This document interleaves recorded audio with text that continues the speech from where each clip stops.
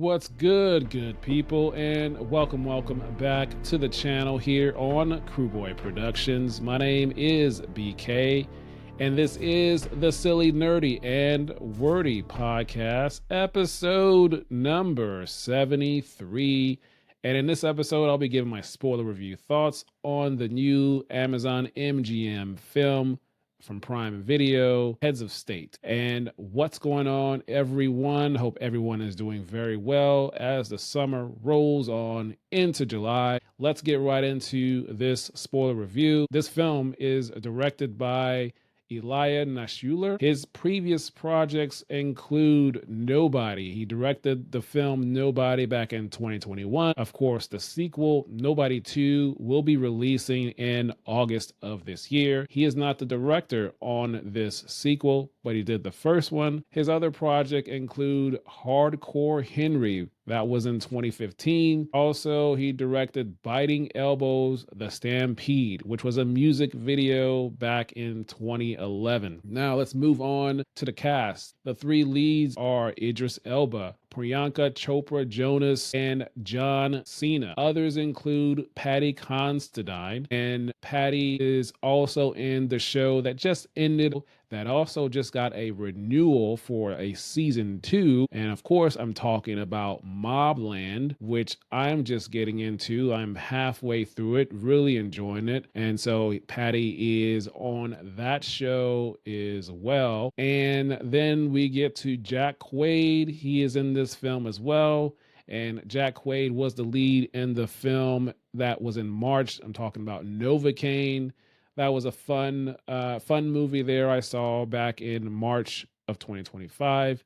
And then we also have Stephen Root, and we have Sarah Niles. Sarah Niles is doing some good things because she has this movie now, Heads of State, but also currently in theaters. Sarah Niles is in F1 Formula One, the movie, which is currently in theaters, that released back on June 27th. I did see that movie, really enjoyed it, loved it very, very much. She plays the character of Joshua Pierce's mother. Really cool. She's got that movie going now in theaters, and now she has this one streaming on Prime Video. Nice, fun fact. Now, in terms of this movie, overall, I thought it was okay. Not too great. For me, I think Priyanka Chopra Jonas was the standout for me, despite the other two lead, Idris Elba and John Cena, which I like those two actors. But for me, whenever Priyanka was on screen and her role and her lines is when I really cared about the story. She just made more of an impact in terms of her character and her writing, what was given for her, and the way she executed her lines and the action she had. So she was it for me, and she started out the movie with her, and then for a time her character left, and it was just John Cena and Idris Elba and the other supporting cast. But once she re-entered the story, then for me, it felt like the movie picked up. This was a fun action movie in terms of the story. John Cena plays a sitting U.S. president,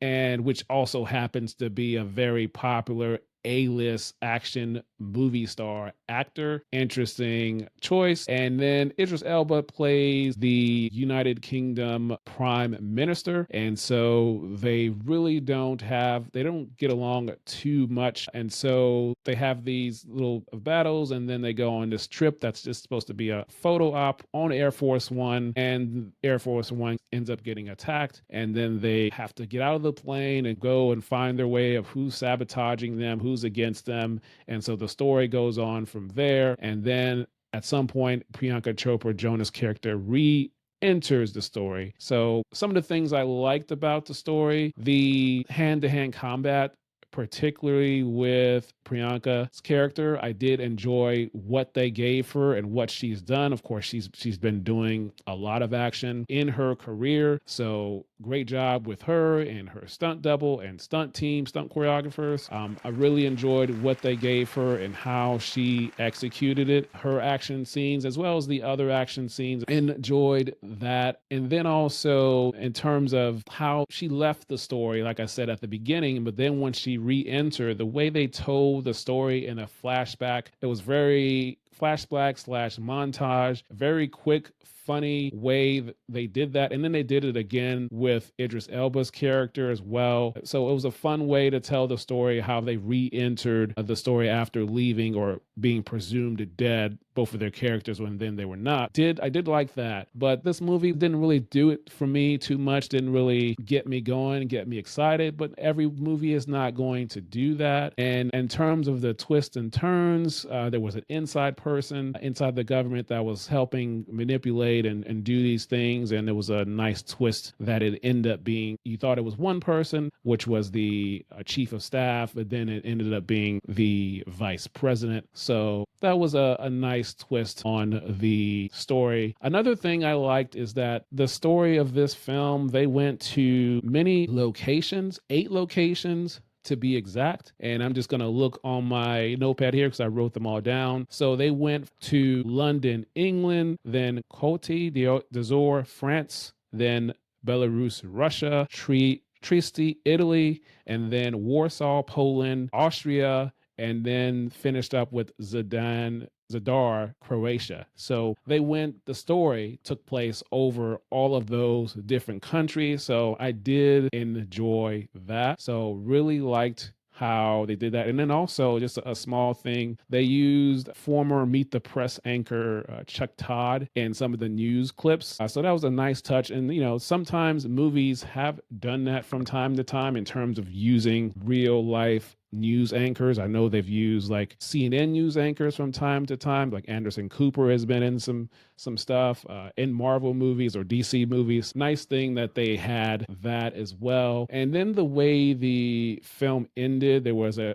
quick, you could almost call like a mid-credit scene between Priyanka Chopra Jonas and Jack Quaid. It seems like they have left the door open a little bit for a potential sequel, depending on how this film does on a Prime Video. So to be determined, but they gave themselves an option for that. There were some nice funny lines, the puns that Priyanka's character had. I thought it was pretty good. It hit with me. So this movie was, I don't know, it was okay. Not great, but definitely a good streaming movie for me. So the pacing was all right.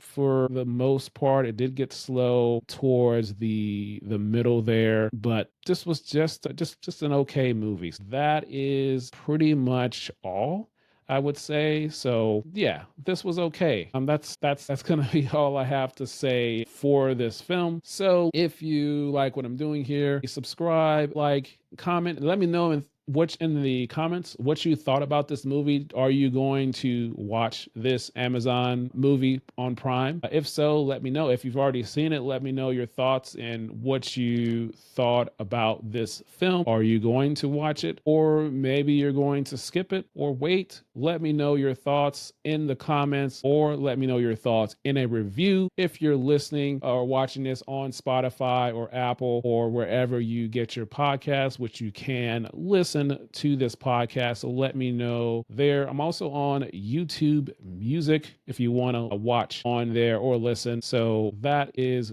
going to be all for today. So until next time, we will talk soon.